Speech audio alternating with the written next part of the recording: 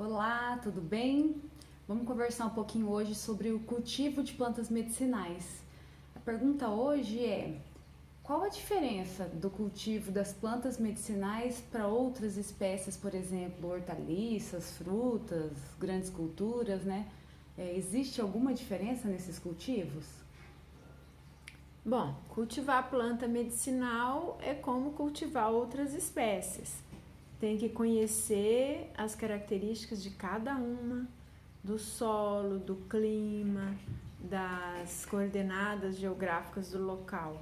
Então, é uma planta como outra qualquer. Tanto é que tem espécies que são medicinais, que são também daninhas, que são alimentícias, que são frutos. Então, a gente precisa conhecer cada uma. O que poderia a gente citar de diferente? Se a gente tem o objetivo de cultivar uma planta medicinal para tomar um chá, um infuso, né, ou um decocto, a gente precisa evitar ou, na verdade, não utilizar nenhum produto, por exemplo, um agrotóxico na cultura. Em geral, não é recomendável utilizar agrotóxicos nas espécies medicinais. Mas se for, por exemplo, para extrair o princípio ativo, né, em grandes áreas, né, a indústria não vai arriscar. Então, às vezes é necessário, porque daí o princípio ativo vai ser extraído isolado e não terá o efeito, vamos supor assim, do agrotóxico. Mas, voltando assim ao começo, por exemplo, conseguir sementes ou mudas. Primeira coisa que a gente tem que saber se a espécie é propagada por sementes ou mudas, né? Algumas são propagadas por mudas, por quê? Porque elas não produzem sementes em determinado local, ou porque não produz, né? Em nenhum local, ou porque se fosse por semente seria muito demorado, da mesma forma que as outras culturas. Então a gente tem que conhecer cada espécie. Por exemplo, são propagadas por semente a pimenta rosa, a carobinha, a guavira. São plantas que têm sementes, que produzem, né, nas áreas onde a gente tem mais costume de cultivar. A calêndula, o manjericão. Nós não temos conseguido semente, por exemplo, de hortelã. Então, não dá para cultivar hortelã por semente. Pode ser que em outro local do país, no sul, onde faz mais frio, ela produza frutos e sementes, mas em Mato Grosso do Sul, não.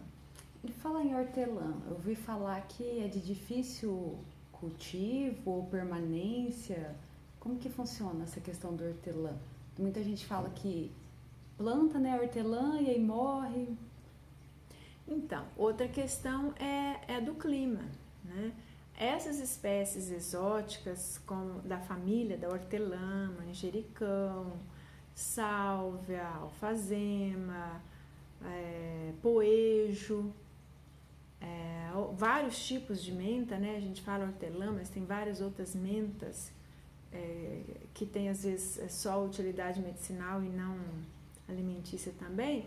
Elas preferem clima mais ameno. Então, nesse período que a gente passou, de novembro, dezembro, janeiro, fevereiro, com esse calor intenso, fica difícil, a não ser que a pessoa tenha sombreamento, uma área mais reservada.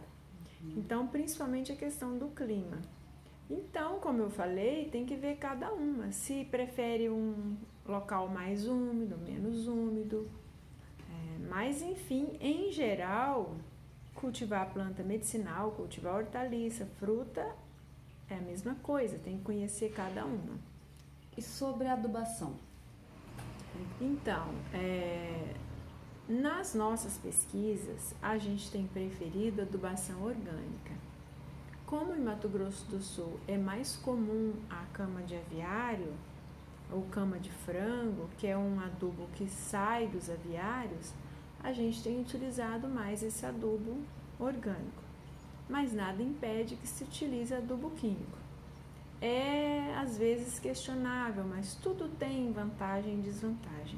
Se usar também muito adubo orgânico, tem problema de nitrato para as águas subterrâneas, ou pode até na própria cultura. Os adubos químicos também, né, tem as questões, né, de permanecer mais no solo, etc. Mas, enfim, a planta absorve na forma que ela absorve, né? Que nem o corpo da gente. Se eu coloco lá um adubo químico, não quer dizer que ela vai absorver naquela forma que às vezes não é muito boa para, vamos dizer, para alimentação humana, etc. Então tem que ver cada uma, mas em geral a gente tem preferido adubação orgânica. E aí a pessoa usa que ela tiver disponível, se ela tiver esterco de gado, esterco de galinha, no caso aí esses resíduos dos aviários que a gente chama de cama de frango. E aí qual a dose? Também não tem uma receita para cada espécie, mas se a pessoa não tiver ideia, pode colocar 1 quilo por metro quadrado, que vai ser mais ou menos 10 toneladas por hectare. Isso se estiver cultivando em canteiro.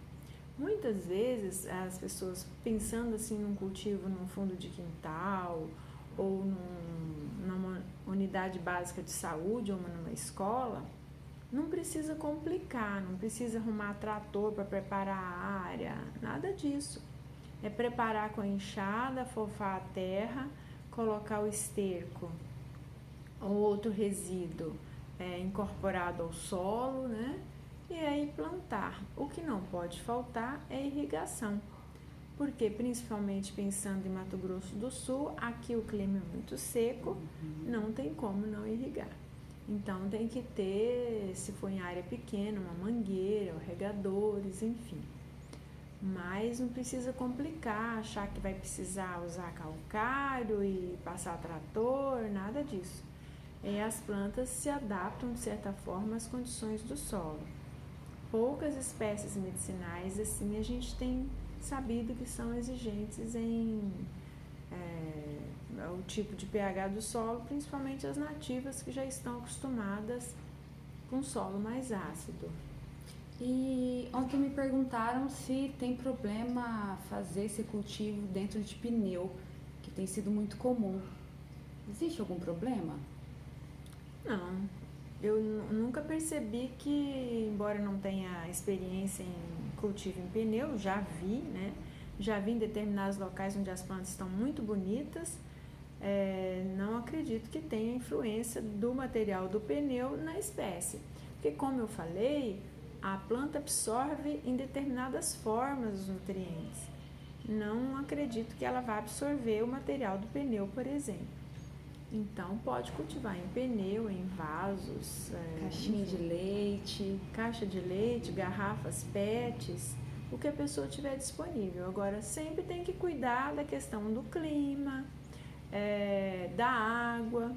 Por exemplo, um vaso de barro, né, vaso de cerâmica, ele perde muita água. Quando a gente utiliza em ambiente aberto, seca muito. Então, dependendo do dia, você tem que irrigar 2 a 3 vezes ao dia.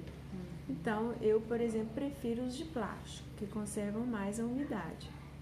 Mas for em canteiro, as mesmas condições, né? Então tem que conhecer cada espécie. Primeiro preparar a muda, a partir da semente, aí conhecer se a semente demora a germinar, porque às vezes a pessoa acha que não vai emergir, né? É a característica de cada uma. E eu acho assim também tomar o cuidado de pegar a muda correta, né? Para o cultivo. Então realmente ter assim, esse cuidado aí da procedência da muda.